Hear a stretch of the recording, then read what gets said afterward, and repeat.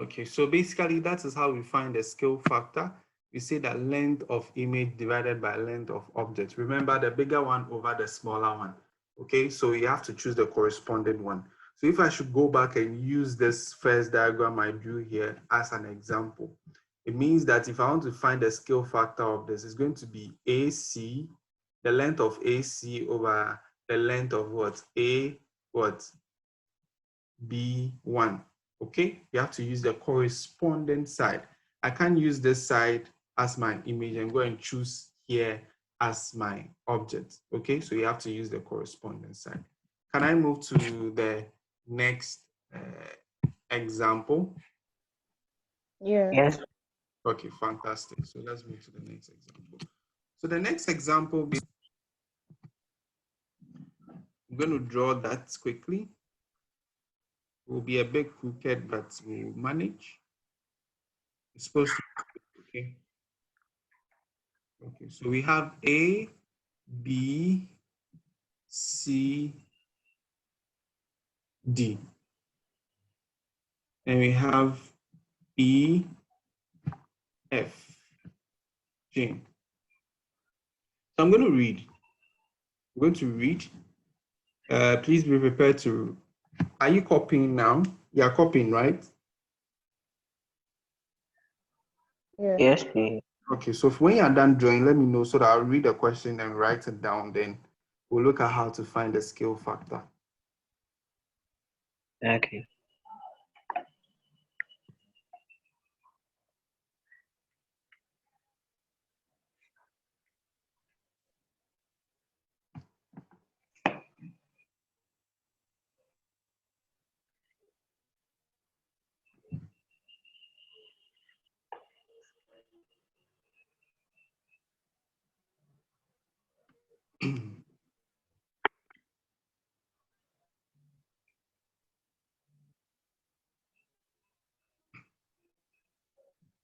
Are you done? Yes, please. Isabel, are you done? Yeah. Okay, fantastic. So the question Yes. is, in the diagram above,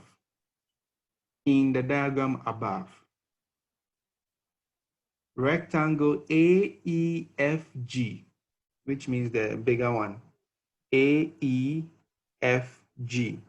rectangle AEFG, or in this case, I'll say AEGF, is the same thing, AEGF or AEFG, is an enlargement of rectangle ABCD, which means the smaller one. So in the diagram above, rectangle AEFG is an enlargement of rectangle ABCD. If AB is 15 centimeters, if AB is 15 centimeters, if AB is 15 centimeters and BE is 30 centimeters and BE is 30 centimeters, what is the scale factor of the enlargement? What is the scale factor of the enlargement? Please, can you repeat the if? If AB is 15 centimeters, 15, 1-5. So they are saying AB, length AB is 15 centimeters and length BE is 30 centimeters. What is the scale factor of the enlargement? What is the scale factor of the enlargement? What is the scale factor of the enlargement? What is the scale factor of the enlargement? Are we okay? Can we start solving? Yes, please. Yes, please. Okay, fantastic. So solution. So quickly, you take your pencil. Once you've done the drawing, you have the drawing in the question, you've seen the preamble, you know where AB is, you know where BE is. You've quickly fixed those there so that you don't miss. So it means that this place is going to be 15 centimeters And this is what? BE. So this place is also going to be 30 centimeters. Okay. Now the trick is that they will not, hardly would they say AE. That's, they are giving you the length of the image straight away. They will not do that. They will rather cut it into pieces for you to do the addition to get the length of the image. So let's quickly write our formula down. So our formula will say scale factor equals length of image over length of objects. Okay. And then we'll quickly identify which one is the image and which one is the object. I'll be using blue and green. Okay. So for the objects, I'm using blue. So this, from this side to this side, is my object because that's the smaller one. From the preamble, they said the image above triangle AEFG is an enlargement of ABCD. So it means anything comprising of ABCD is what? The object. The image is actually the enlarged form of the object. So it means that AB is our object. So I can quickly just take my pencil and write 15 over here so that I don't get confused. We'll rewrite it back into the formula later. Then now they are saying, now in order to find the scale factor, we need to find the length of image. And look at what they've done here. The length of image, obviously, if I should use my green marker, will mean that the length of image will be from A to E. But I don't have the length from A to E unless I do what? Join it. Because I know from A to B and then B to E will give me A to E. So basically, if I add this 15 to the 30, I should be able to get my, how do you call it? I should be able to get my image. So my image will be 15 plus what? 30. So once I have that, I can do my addition, 15 plus 30 divided by 15, and that's going to give me 45 over 15. Working this, I can go ahead to break down. 5 will go here, 3, 5 will go here, 9, and then 3 will go here, 1, 3 will go here, 3. So it means that my scale factor is 3. Remember, scale factor, we don't have, how do you call it? We don't have units for it. Okay, we don't have units for it. Scale factor, we don't have units for it. So that is our scale factor. They can go ahead to give us maybe this place to be 12, and then they'll ask you to find EG. They'll put X here for you to find EG. So once we know the scale factor, all we need to do is to multiply this 3 by the 12, and then we'll end up getting our X, and the X obviously will be 36. So that is enlargement and similarities for you. That is enlargement and similarities for you. Any questions? No, please. No. Okay, so let's take the last one. And then the last one will actually, we will have to find the scale factor. And when we are done, we have to find the length. So I'm going to draw that quickly for you. But do you want to copy this, or we should just go straight to the last one? I'm done copying it. Okay. I'm done copying. Okay, so let's draw the last image, and then we can.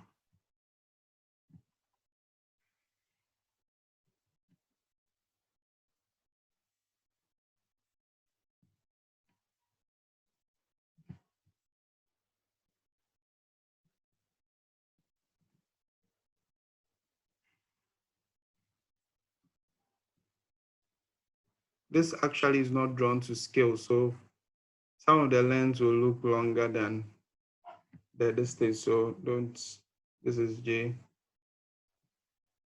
and this is K. Okay, so with this one, what they are saying is we should actually find the scale factor and find the value of X, this X. Find A, scale factor, and then B, value of what? X. So find X. So we are quickly going to go to the solution.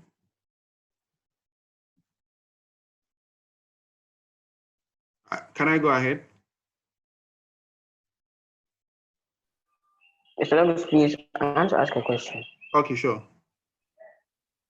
Please, can you just like state the object and then the image before going ahead to solve? Yeah, that's fine. As in, you want to personally, or the question should state the object and the image. No, you can state it. So you can see that even in the question, they've stated it for you.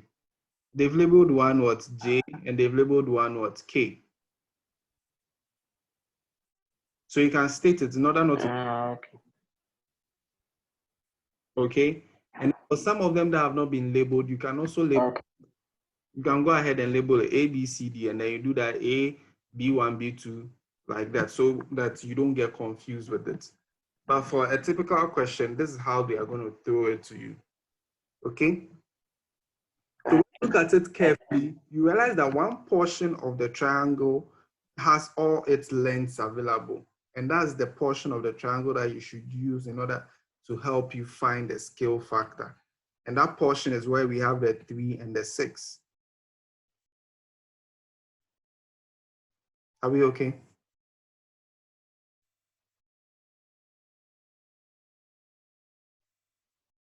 Are we okay? Yes, please. Yeah. Okay, so now the trick is that the reason why they don't go straight ahead to say from this side to this side should be 9 is that they know that some students, once they see 3 and 6, they'll go straight ahead to do 6 over 3. And that makes the thing wrong. Okay, this is the first object, the smaller part, which is the J. So it means it will have its length to be this. So if I have my formula to SF equals what?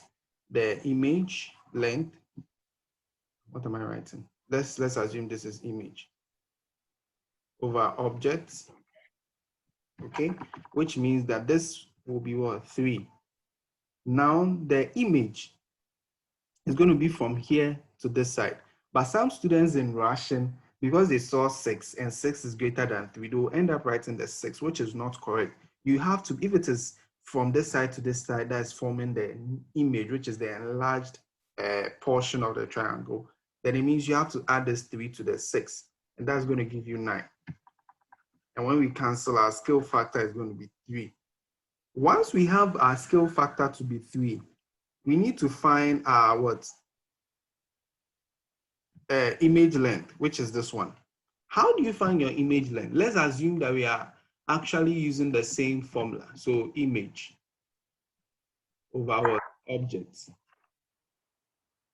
You realize that they've given us the object length, right? Which is 1.5.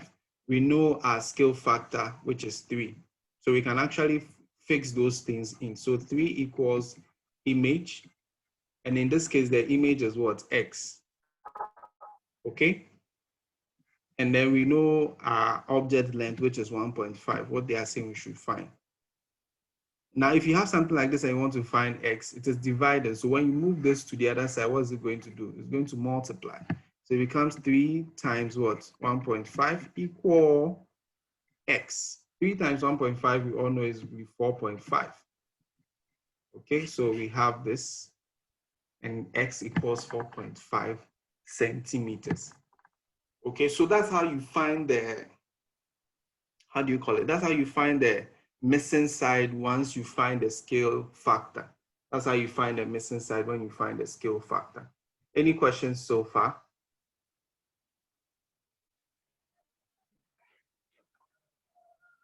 No, please. No, please. Isabel, any question? No.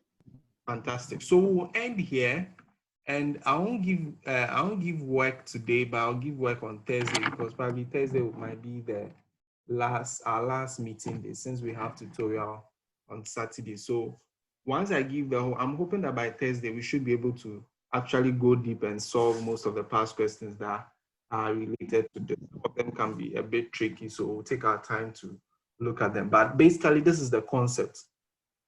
Your fundamental thing is to know how to find the scale factor. Once you find the scale factor, we know scale means you are multiplying. So if you find a scale factor and want to find the length of an image and you have its corresponding object, all you need to do is multiply. Okay, so that's the fundamental concept about this enlargement and similarities. Okay, that's the easiest way I can explain it to you. Remember that you need to take into consideration the full length of the image, not just the labels that they've written there. So with that one, sometimes you would have to do some form of addition. Okay, so without wasting time, I'll say have a good evening, and then the next time. Wait, Mr. Logusu. Yes, yes. Please, can you go over the Which one? mapping for me? The mapping. The mapping. I didn't really Okay. So the mapping, basically, we have a formula.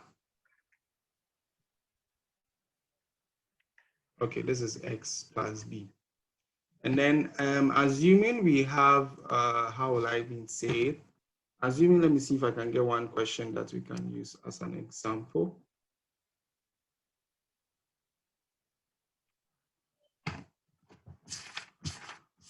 So I'm trying to get a question, Isabel.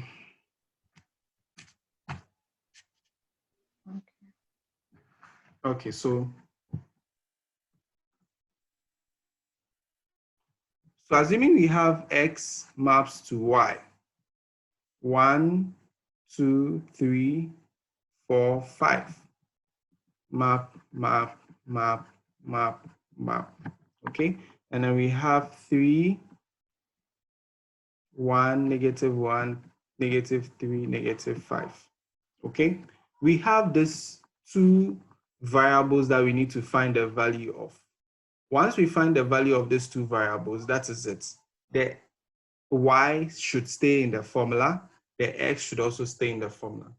How do we find the value of A? That's the question. How do we find the value of B? That's also the question.